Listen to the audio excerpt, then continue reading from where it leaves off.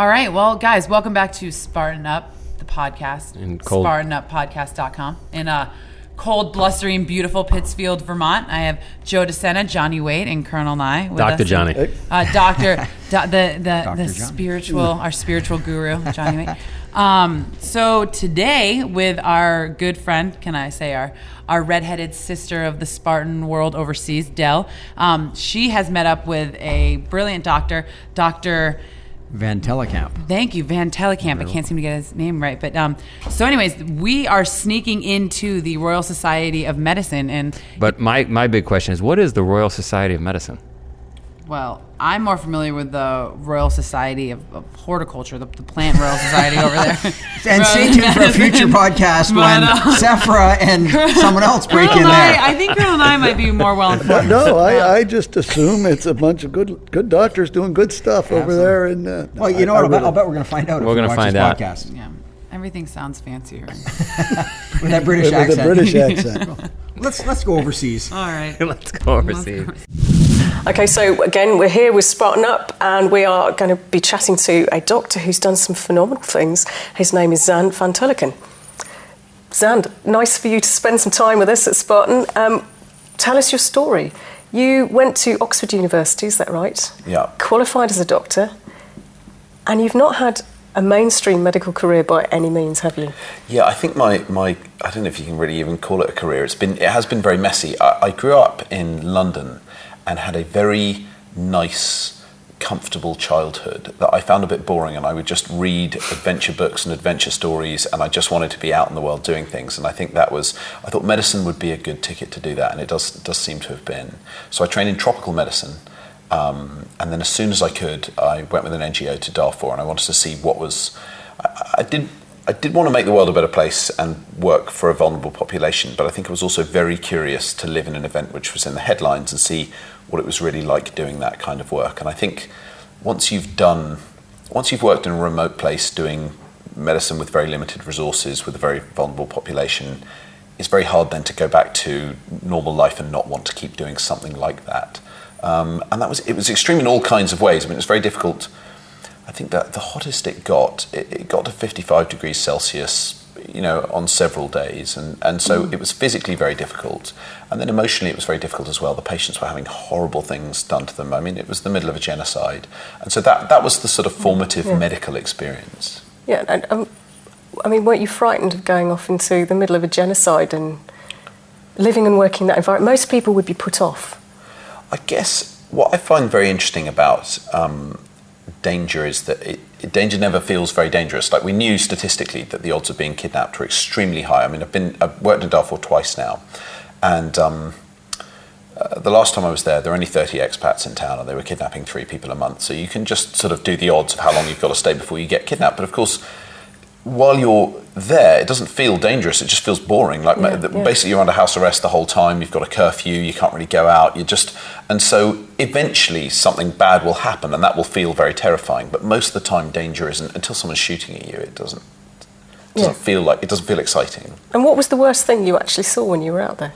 I think what is a hallmark of conflicts, violent conflict in general, but in sub-Saharan Africa particularly, is sexual violence.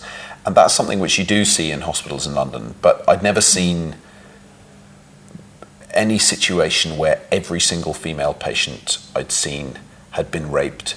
Not just, once or twice through the course of their stay in a camp, but I would say many of the patients I saw were raped every single day, and that wasn't their main complaint.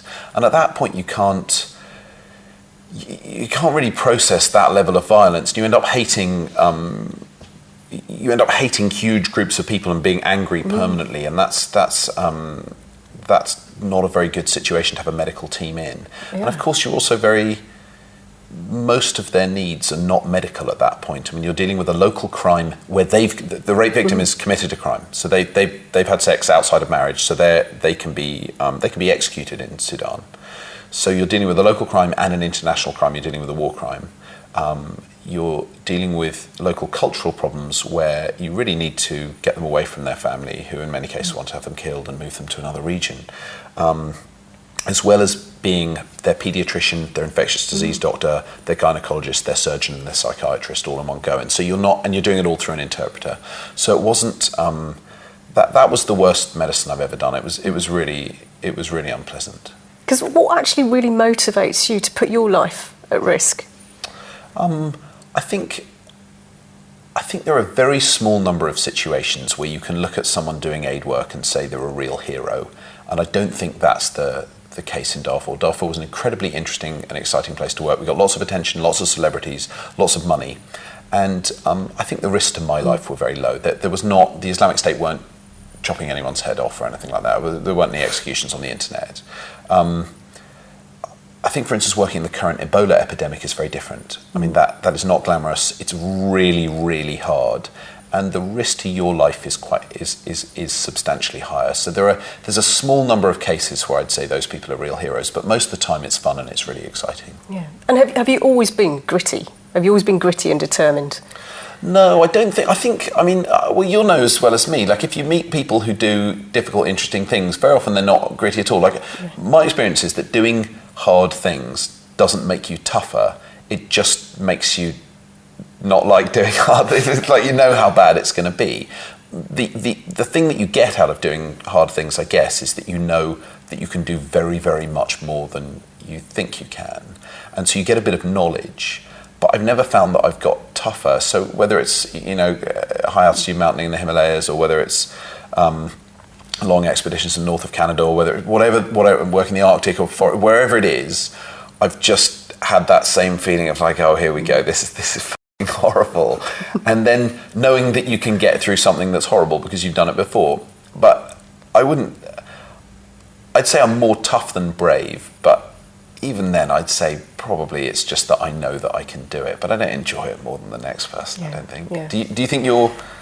I think I'm incredibly tough. In fact, we've both broken into the Royal Society of Medicine today. Do you realise that? We've actually gatecrashed the Royal Society today. We stormed the barricades. We stormed the barricades today.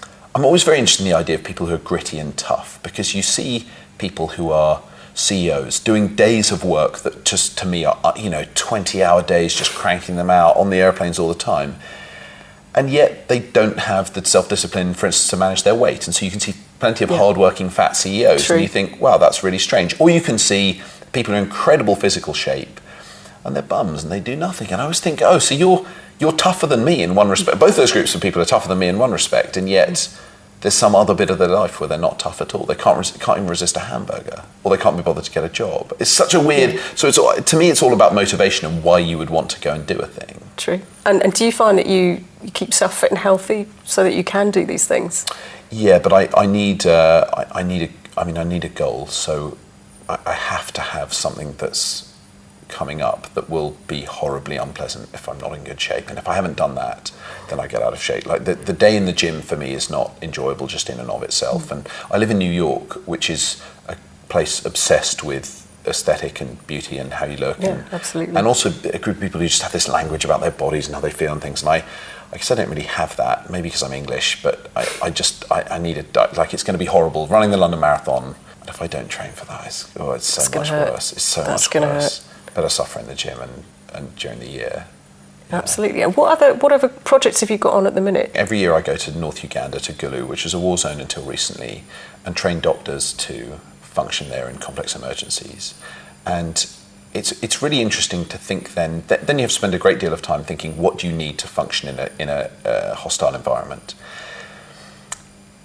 And very little of that is actually how to be a good doctor. My assumption is that they all want to know, how do I feed a starving child? How do I treat someone with malaria? And those things are relatively easy to learn. The thing that they are much worse at learning and much worse at understanding is the context in which you'll be doing that. And to me, the main barriers to doing a good job in a difficult environment are uncertainty and indecisiveness. So you need to be able to make decisions, and you need to know what the parameters of your uncertainty are. And so having a decent theoretical understanding of why people kill each other and why wars occur, it's just not something you get taught at medical school. And that's what we spend time doing. And then we spend a great deal of time on evacuation procedures, security, international law, things like that. And so that, to me, every year, that brings me back to this weird bit of theory about endurance, where it's quite book-based, and yet then when I'm working in emergency, it's really useful to have read a bunch of political theory. It sounds really weird, but I think about it all the time and think the most important bit of equipment in an emergency very often is a copy of the Geneva Conventions and a book of poetry. Like, that'll help you get your head around who these people are much more than your medical textbook. And you're actually part of probably the ultimate team, isn't it? You've got an identical twin brother. Is he the same as you? Is he similar? He's actually, it's very interesting. I mean, I was talking to him just a few minutes before I arrived, and he does really, really difficult stuff. So he's done a huge amount of stuff in the Arctic. He passed Special Forces SAS selection last year. And just the nature of his life has been, over the last couple of years, he's done much, much more endurance stuff than me. And it's really interesting. That's where I get my idea, I guess, that doing hard stuff doesn't make you harder, is that he's the same person as me. We'll go through very different experiences and come back. And have you grown up quite competitive, the two of you, being identical, or are you supportive of each other or competitive? No, it's completely different. So if you're an identical twin, you're genetically, you obviously know this, but you're genetically the same. And so you're an absolute idiot to compete with someone who's genetically the same as you, because they're like another version of you doing good in the world. Like, if he wins a race, that's like me winning a race. You know, when he passes SAS selection, that's like me passing SAS selection. So it's the only thing I get from my brother is inspiration to go, if he could do it, I could do it. Does that make sense? That's a brilliant way of looking at it. And you two both went off and did a TV show a long time ago, which was pretty hardcore, wasn't it? You went off into the wilderness and you were doing awful, awful things to yourselves. Yeah, we did, yeah. That was what was amazing about that bit of TV was there were two components that made it special. One was it had a very large budget, so we could go to very, very remote places. And what we wanted to do was get to places where they had no access to Western medicine. So where did you go? So we went to Congo. We went to Gabon and Congo to live with a group of nomadic Bayaka pygmies. And they're a group of people, I mean, nomads in the 21st century just don't fit in. I mean, we have a system of borders and states and all kinds of rules, and it just doesn't, it's hard to be a nomad. And this is one of the last groups of people doing transects of hundreds of miles across Africa. And if they're not leading a nomadic lifestyle, they're very abused. I mean, the pygmies have a really hard time. So we lived with them, and we were looking at their traditional medicine and doing that. Then we went to Peru and lived with a group of people who were really isolated by the Shining Path terrorists in Peru in the 80s and 90s, and so they had not seen any Westerners probably for 10, 15 years. Then we went to northern Russia, to the Arctic, and lived with a group of indigenous whale hunters. And then we went to... What did you learn from them? We went to see that there's a paradox in the Arctic where people live much longer than you'd expect, bearing in mind they live on meat and fat and don't have much access to fresh vegetables. All light. Yeah, and all light, indeed. And of course, the reality is they all commit suicide and they drink huge amounts of alcohol and they all smoke and they beat their wives and they drown in whaling accidents. You have to control for all of this to find this paradox. But it turns out that actually their rates of cardiovascular disease and strokes are much less than you'd think. And so you have this... But what we learned really was the strangeness, from all the places we learned about the strangeness of indigenous life and how little Western medicine per se has to offer and how much you have to learn from an indigenous group of people. So we had this, but we had to do it all. So there was a moment in television where there'd been a bunch of fraudulent stuff, and so we had to do it all properly. So we were sleeping on the forest floor with the fire ants crawling over us and all these things. And what was the worst thing you did? Taking the hallucinogenic drugs in Peru was very difficult because, I mean, that sounds like it would be quite fun, but hallucinogenic drugs, if you take them in London at a party where everyone's having a good time, are quite different to taking them in the middle of a forest where there's all the paranoia that they induce is amplified by the fact that you feel what you are you might worried get about the eaten risk by. of taking something like you, because you know what it's going to do to you. I don't think what's interesting about hallucinogenic drugs, I guess, is that we've got a lot of data on them and they don't do you much harm. Like, no one's ever really overdosed on LSD to the point where they've been incapacitated, not in the same way that you could on alcohol, for instance. So I think they're medically quite safe, but the experience was extremely terrifying because you're in a very remote location with a group of people you don't know very well who don't speak the language, and you take it on trust they know what they're doing, but they have been doing it for hundreds of years, and it's quite an interesting bit of the fact they've invented this bit of pharmaceuticals is just extraordinary to me. Like, it's a very weird bit of biochemistry they've figured out. And your average doctor, your average guy is not going to go off with their brother and go and take hallucinogenic drugs in the middle of nowhere for a camera crew. What makes you do these things? What is it inside you that inspires you to do this? I guess some medical training is a process, and you know this as well as me. Like, medical training is a process that tries to convince you that you know the answers, right? And then you're put in a position where you're meant to have the answers. And I think, particularly in America, a lot of doctors go through life believing they do have the answers, but as soon as you twitch the curtain back a little bit, and I think we're better at it, I shouldn't say we're better at it in England, but maybe there's a mindset that's a bit more cynical in England. You just realise that a huge amount of it is bollocks, and doctors don't know anything at all. Doctors don't know anything about... Medical training doesn't teach you anything about sport and movement, your body and nutrition and all these other, let alone more spiritual aspects of life. And so I think both my brother and I felt like we didn't really know anything about how the world worked or what would happen if you took away Western medicine. And that was was just this sort of curiosity to say, how do people live without medicine? And the answer is they live quite well. I mean, the main threat to the pygmies is modern life. Like, if you can do one thing for indigenous people, it's give them land rights and leave them alone. You know what? Burpee break. Burpee break. On 3. Or none. I hope you're not sitting still while you listen. If you are, you better get a burpee break in.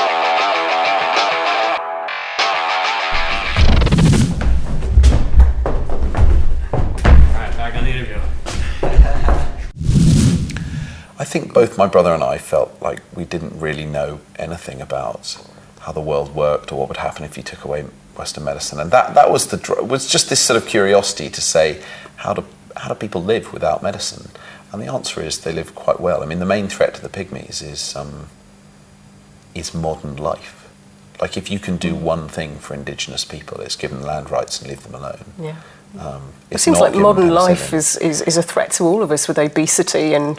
Well, this is what Spartan's all about, right? Is saying, absolutely, wouldn't it be better to be like Laura Ingalls Wilder hacking your way across the wilderness, or something like, just that endurance should be a part of everyday life. And I think that's, I don't know, that the happiest I've ever been is when I'm doing difficult things. And the easy life, I have now a job which is potentially extremely easy. I'm an academic in New York. And so at any given day, I'm paid a decent wage and can eat whatever I want and live in an air-conditioned house, and it's all very nice. And you have to go and seek out these difficult things, and it's always amazing to me that these horribly unpleasant things make you happy. Is this not... So what do you seek out? What is your average day like? Well, it depends on where... I mean, it completely depends on where I am. So my average day... I mean, there are people who just seek it out every single day, and... I don't know if I do that. Maybe intellectually I try and do that. Like, I do try and not ever be comfortable with what I know or my little stupid idea about the world. Like, I try and unpick that every day. Physically in New York, I mean, I train every day, but... How do you train? There's no danger. I mean, running or gym or circuits or those kind of things. So the kind of training where you want to be sick and you think you can't do anymore. Yeah. And I find that very hard to do alone. So I have a trainer that I work with, or I'll do it with I have another brother that lives in New York who I'll train with, or a couple of friends. But you want to be doing, I think for me, training which feels like by the time you get to the 5th set of reps or the number 10, you just think, well, not only can I not do this, but were I to do it, I might die. And that, I think, is probably quite... And then you finish and you go, oh, I probably could have done it a bit harder, you know. It probably wasn't that bad. So have you ever failed at anything? Yeah, I think I probably... I think I fail at things every single day. I don't think the big things like trying to... I was trying to climb Choyu, which is the 6th highest mountain in the world. I think it was one of the highest, and big I didn't get to mountain. the top, but I didn't think that was a failure because I couldn't speak by the time I was moved down the hill. So that doesn't feel like failure in that way. But I think every day just crapping things up and being late and missing emails, those to me are those things are really, really hard to do because you're not in a team, you haven't set goals. It's just the basic administration of life, and those are the things I really beat myself up about. I think much more than the physical challenges. Once I'm in the gym or on the bike or on the path, I want to give up, but I usually don't. I find that okay, but the multitasking, like just trying to run my life, it's a fucking mess. And that to me is the failure, is that you can't you can't quite be the complete adult person and really have all your shit together. But if you do enough adventurous stuff, it looks like you do. And people go, oh, he's probably tough enough to get up at 6 a.m. and answer a bunch of emails. And you go, yeah. Have you ever learnt anything from failing? Yeah, I'd say the things where things have gone badly wrong, it's always about, it's the indecisiveness and the uncertainty, and you can shrink those before you do whether it's climbing a mountain or running a race. You can shrink those two things, and if you're not, I mean, it's such an, it's the Boy Scouts, isn't it? It's just be prepared. But I think you cannot be too anal or too obsessive about what you're doing, and the times when I failed, I've just gone, yeah, this will probably be like last time, it'll be fine, and it never is. Then that there's a great, I read lots of social theory, which we should do more in medical school. So there's a guy called, this will sound really boring, but I think it's really interesting. So this guy called Robert Merton, who's a social theorist, and he wrote a paper called The Unanticipated Consequences of Purposive Social Action. Wrote it in 1938. And it's basically a paper, 40-page paper about why shit goes wrong. And if you read that paper, what you realise is it's not a law of unintended consequences, like things might go wrong. It's that things will definitely always go wrong. They have to. That there will always be something that you couldn't anticipate because the future's different to the past. And I find that of all the things I've ever read, this, not obscure, but I mean it's some boring bit of social theory from the 19th, that you just go, yeah, he actually really nailed it. And if you apply that to your mountaineering or your canoe trip or your work in Syria, whatever it might be. Fantastic. Thank you so much for your time. And we're going to have some trouble actually getting out of this building now, I think. It's all right. We're gonna break. We go out through the air ducts like Bruce Willis, right? Oh yeah, we could try the elevator shaft. We'll get on the roof. Let's do it. They might have snipers on the roof. All right, let's go. I got to say that's one of the more interesting ones I've seen, just in terms of the situation somebody's putting themselves into. Some really unique spots that guy's made. Yeah, I don't know if I would do it. I don't know. I mean, you fly right into gunfight. Yeah, well, let's say soldiers. Service members fly into gunfire. It's been a long time since I've done any of that.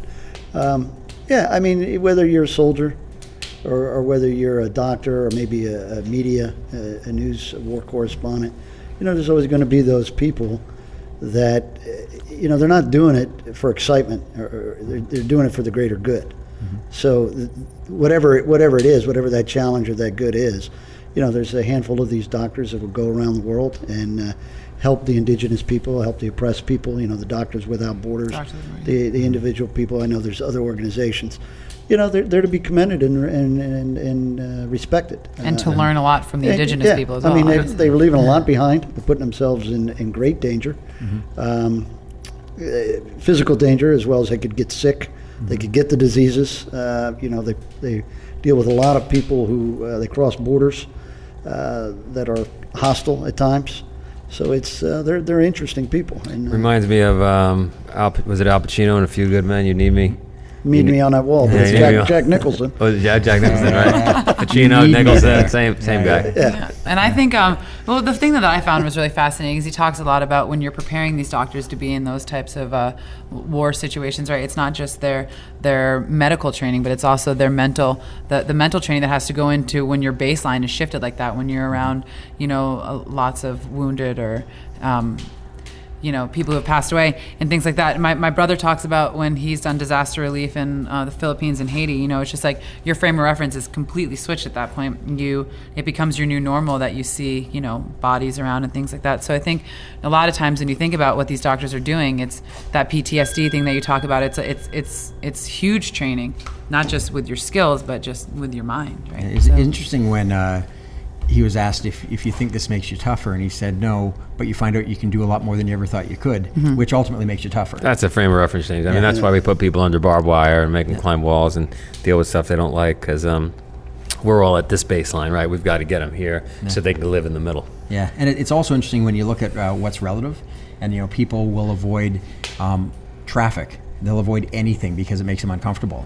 And then you look at what these people go through and the discomfort they put themselves in, and as he talks about the adjustment when you come back to the real world. I know coming back from your death races, it takes me a long time to adjust to the real world. I can't go to a dinner party because the people just drive me crazy because it isn't the intensity that I'm used to. Sure. I can only imagine. Well, and the same thing when you come back from the war zone, right? Think about it. He's coming back You're right. Everything he sees and does on a daily basis, he comes back and he's sitting down to a normal dinner, having with just the niceties of being in a restaurant with tablecloths and the rest of it. Well, that's and a normal server, for the how is that's world. So different from what he's left behind. And I worked with Sergeant Major Ferris, and he talked about that he would come back from combat and he was having some trouble with his family. And I don't mind saying this on film because he has. We actually got mad at his daughters who were concerned about, I think it was American Idol was on that night or something. Yeah. And yet he knew the mission that was going to take place in Afghanistan that night because he was still connected to it. And that's where his mind still was. I mean, it's still back there even though he's supposed to make the transition to be home. And it's just hard. And I imagine these doctors, and again, media guys, go through the exact same things. Why did they, I think I know the answer, why did they go right back in? Right? You see that in the military a lot, right? They come out, they're back, they're safe, they're home, they're with the wife, they want to head right back in. Yeah. Because I think it's well, there's many reasons, I think, but one is because you have your family at home, and you see how good they're living, comparatively, and you've got your friends, your team, your buddies, your brothers in arms, whatever, back there as well. And they're all doing something. You want to do it as well. You want to do your share of rowing the boat, essentially. You feel bad if they're doing something, and you got out of it. So it goes back to shared responsibility. And it's the doctors. Probably the same thing applies here, right? What's important work, right? And the thing is, so much of what we do day to day, it's not important. It doesn't have that level, that intensity. And like you say, this is your family too. And when he goes into these situations, he's working with these people, they become family. And so you don't want to leave them behind. You're exactly right. I think it's all relative though too. I think a lot of it, just like you said, when you come back from the death race, there's that hard time relating, right? Yeah. And so I think when you're in situations like that, where in this country you say we do deal with first world problems, you're saying like the traffic, the all those examples that you always say, it just all seems so irrelevant and inane, right? I have kind of a light story I want to tell you along those lines. I was just at a paddleboard race with Kevin Lowe, Darren Ingram, a bunch of Laura Svet, a bunch of people that from the death race, really incredibly cool people. And as we were wrapping up a couple of these days, I said, I love you guys. I mean, first of all, you're amazing people, but I think I realized, second of all, it's because every time I see you, we're doing something so intense and so powerful. It's amazing. And Kevin looked at me and goes, yeah, and that is exactly why you're never allowed to come to my work on a Tuesday. Right? Because the world happens here. And these guys are in situations and women that happen up here. Sure. I've always been amazed. When do you bond with somebody? You bond when you're tested. Yeah.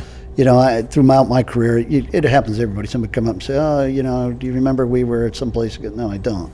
And then other guys I would see I know immediately because we were in Ranger School together or we were in combat together or whatever. When those times where it is hard and you have to, there's a shared bond and shared sacrifice, those times, and you remember those forever and you become part of that team. The rest of it is just kind of... That's like what he says, difficult times is when he's happiness. Right. Well, and to translate that to the average person, because most of the people watching this podcast are not infectious doctors, they're not soldiers, right? And I really believe, and I know that this is part of what you're doing with Spartan, and I also know that we've got to wrap this up, so I'll say this quick. It's really important to put ourselves in situations that challenge us, that stretch us, that make us grow, that really bust us out of our comfort zone, and doing it with a group of people is even better, because like you say, those are the people you're going to remember the rest of your life. So, SpartanUpPodcast.com. Correct. And Colonel and I's got his interactive session. And thank you, Del. Yeah, thanks, Del. We love you. She put herself in harm's way to go do this. Well, Del, next time let's sneak into the Royal Horticultural Society. For show notes, video, and audio of this episode, visit SpartanUpPodcast.com/066 or follow us on Twitter at SpartanUpPod. The Spartan Up Podcast is brought to you by Spartan. To find a race near you, visit Spartan.com.